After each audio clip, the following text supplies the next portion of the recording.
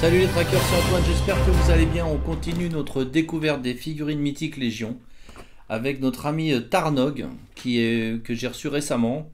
Donc Tarnog, il fait partie avec d'autres figurines, je vais vous montrer les visuels à l'écran. Il fait partie avec d'autres figurines de la toute nouvelle vague donc des figurines mythiques Légion qui s'appelle Poxus, qui est un peu sur l'univers de la magie, de la sorcellerie, ce genre de choses. Et j'ai commandé pour l'instant 2 personnages, je vais peut-être en acheter d'autres, je vais voir, j'y vais doucement quand même.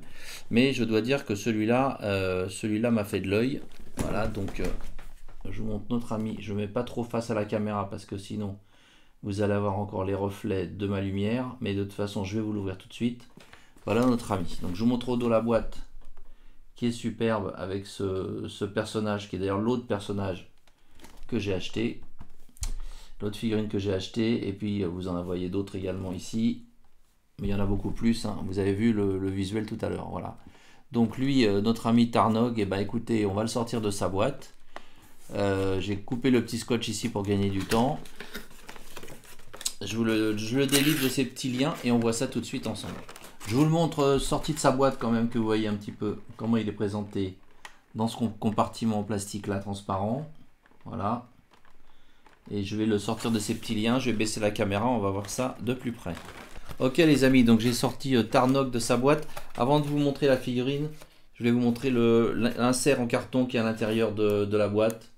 Vous voyez, c'est assez sympa pour faire éventuellement, ça peut être mis éventuellement dans une vitrine pour faire un petit décor. C'est assez joli, voilà donc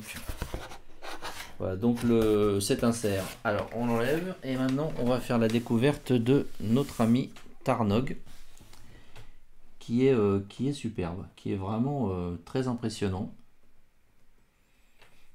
Voilà, donc vous voyez tout de suite que c'est un personnage, que c'est une figurine avec des parties en tissu. Il y a également ça que je vais vous montrer après qui doit se mettre autour du cou. On va regarder les articulations puis je vais vous le décrire après, mais je suis quand même très impressionné. C'est un personnage qui a beaucoup de présence, avec beaucoup de pièces nouvelles, hein. Que ce soit les épaulières, que ce soit bien sûr la tête, que ce soit la ceinture, les ornements qu'il possède. Vous allez voir tous les accessoires, c'est figurine. Alors là pour le coup, moi qui dis souvent que les Four Horsemen réutilisent beaucoup de pièces, bon là il y a quand même beaucoup de nouvelles pièces. Donc le body lui n'est pas forcément nouveau, faudrait creuser, mais je pense que c'est un body qui existe déjà. Par contre toutes les pièces, vous allez voir, toutes les autres pièces sont vraiment récentes, enfin ont été créées pour cette figurine. Alors on va passer vite sur les articulations qui sont toujours un peu les mêmes quand même sur les mythiques Légion, hein. Donc le poignet qui tourne complètement, l'articulation du coude qui est une articulation simple. Je vérifie voir si les choses ont évolué puisque c'est une toute nouvelle figurine. Non, c'est toujours simple. Bon là je vais pas le faire là, mais le bras pivote complètement au niveau de l'épaule, hein. Les bras peuvent également, mais là ils sont gênés par les épaulières, mais les bras peuvent également normalement se mettre complètement à l'horizontale. La tête pivote, mais là on va pas pouvoir la faire du tout pivoter parce qu'il a cette espèce de barbe incroyable qui va bien évidemment gêner un petit peu la possibilité de la faire pivoter entièrement. Enfin bon, de toute façon, faire pivoter une tête entièrement, ça n'a pas beaucoup d'intérêt, à moins d'être dans l'exorciste, voilà. Donc vous avez ici donc une articulation simple au niveau du genou. Heureusement il fait assez chaud aujourd'hui parce que j'ai pas pris la peine, et c'est pas bien, de chauffer un peu la figurine. Vous avez donc ici un peg en forme de boule qui permet de faire donc tourner complètement le pied, qui lui-même, voyez, pivote un petit peu comme ça. Vous avez une articulation donc au niveau de la taille qui fait que là, en théorie, mais je dis bien en théorie parce que là tout est un peu bloqué avec cette ceinture incroyable et avec cette barbe, mais en théorie vous pouvez également complètement faire tourner le personnage au niveau de la taille. Les jambes, normalement le grand écart ne pose pas de problème.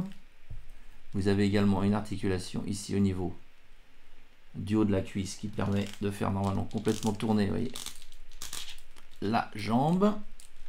Voilà. Et puis, je vais essayer de lui remettre droite quand même.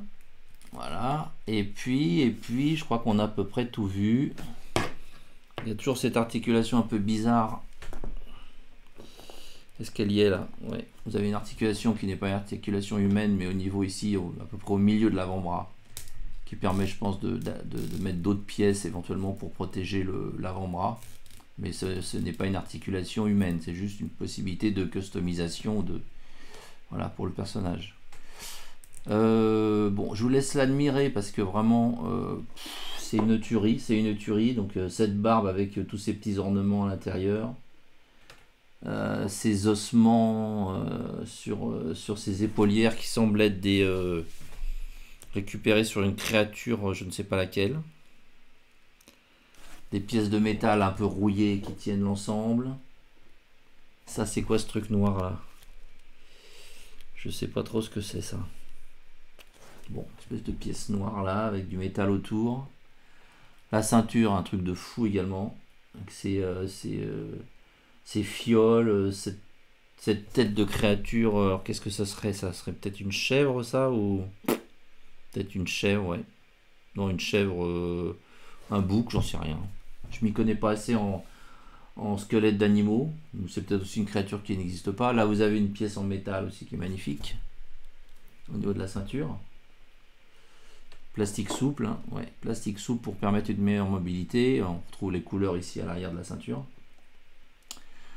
Ce petit pagne là en tissu qui est en fourrure, qui veut faire plutôt fourrure, hein, qui est assez marrant aussi.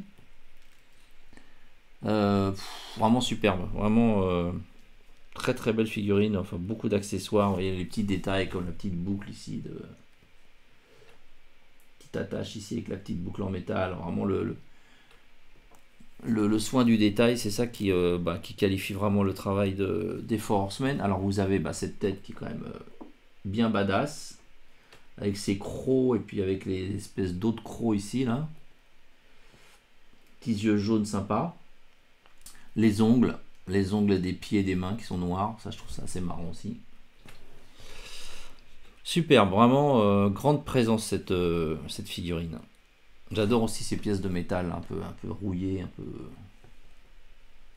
Alors, ce qui est intéressant, c'est que vous allez pouvoir donc dans ces pièces de métal, on va pouvoir mettre justement ces serres. Ces bois, pardon, c'est cerf, qu'est-ce que je raconte? Ces bois de, je suppose, un peu de caribou ou d'un autre animal du même type, mais enfin on dirait un peu des caribous.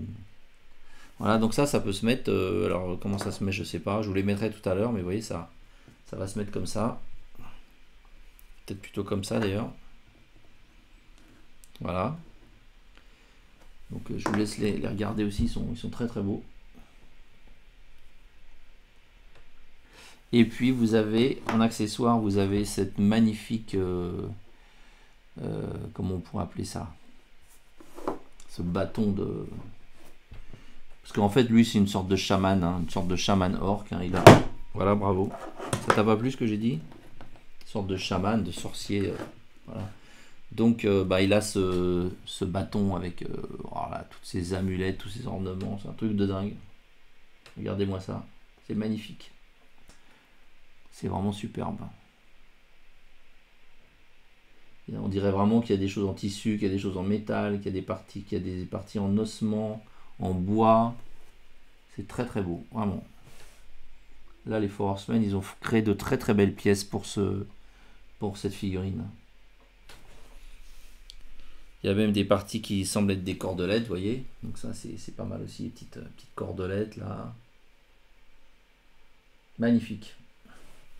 Donc ça c'est qu'est-ce que j'ai dit tout à l'heure, j'avais trouvé le mot. Le bâton, non pas le bâton, enfin bon,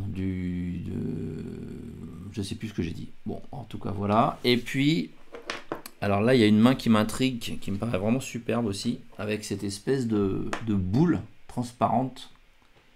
Et vous voyez, c'est une main, donc c'est une sorte de sort, de pouvoir que crée le chaman.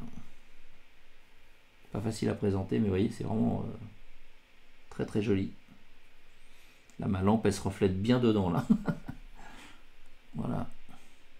Vous avez deux teintes différentes. Là, c'est plutôt un peu violet. Puis là, c'est bleu, un bleu pâle.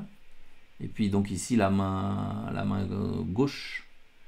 La main gauche de Tarnog. Donc ça, j'ai hâte de lui mettre dans la main. C'est un peu lourd, par contre. J'espère que ça posera pas de problème. Il y a deux autres mains, voilà, deux autres mains gauche et droite, voilà, bon, qui doivent servir peut-être pour tenir, non, bah, je sais pas quoi, parce que je pense que cette main-là est bien pour tenir son bâton. Et puis il y a cette pièce de fourrure aussi, voilà, enfin de fourrure, oui, de fourrure, de tissu, qui veut faire fourrure, qui je crois se met un peu comme ça. Bon, faut je pense retirer les épaulières et les coincer en dessous. Donc ce que je vais faire, bah, je vais vous l'assembler. Alors si quand même, si j'ai oublié de vous montrer la tête alternative. Alors elle n'est pas très différente. Au début j'ai pas compris. Et puis en fait si, la différence, bah, c'est ces espèces d'ornements, espèces de peinture de guerre ou d'autres choses blanches là sur le visage. Parce que sinon c'est vraiment, je pense qu'ils ont pris exactement la même tête. La seule chose c'est que ils ont mis ces peintures je sais pas si c'est des peintures de guerre, si c'est des peintures pour préparer des sorts ou quoi, mais voilà, donc ça c'est au choix du collectionneur de mettre la tête qu'il préfère. Voilà, donc un orc très impressionnant. Je vais l'équiper un petit peu avec toutes ces beautés là, et puis je reviens vers vous très vite. Alors Tanorg les amis, comment vous dire, pardon, Tarnog, excusez-moi, Tarnog, comment vous dire, vous en faites pas ce que vous voulez, hein, parce que d'abord c'est un chaman, donc c'est pas vraiment vous qui décidez à sa place, mais aussi parce que voilà, c'est un personnage qui a un équilibre quand même un petit peu précaire, dans la mesure où donc ces bois que vous lui accrochez dans le dos. Alors, je pensais que ça rentrerait difficilement dans les épaulières, mais ça rentrait très facilement, j'ai juste un peu chauffé. Il me paraissait énorme par rapport au trou, mais en fait non. Donc forcément ça alourdit pas mal sur l'arrière le personnage. Après, pour passer cette espèce de fourrure qui doit quand même être un petit peu coincé entre ses épaulières et sa tête, c'est pas évident. On voit un peu moins du coup sa belle barbe, mais bon, ça peut se dégager, hein. Ça peut se dégager. Il faut être un peu patient en fait, parce que il faut un peu de temps pour bien le préparer. Là, j'ai pas tout à fait fait un travail parfait, mais c'est pas trop mal. C'est pas trop mal. Alors non, ce qui me plaît pas, c'est que là, on voit l'arrière du, ouais, on voit l'arrière de la fourrure, voilà. Bon. Qui lui, l'arrière est pas, voilà, l'arrière c'est pas, vous voyez, c'est pas intéressant, c'est tout plat, c'est bon.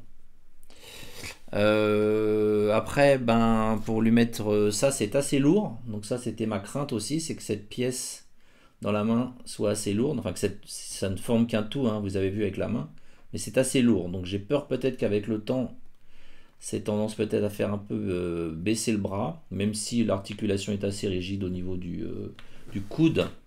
Mais à la limite, c'est peut-être au niveau du poignet que ça pourrait lâcher. Bon, pour l'instant, on n'en est pas là.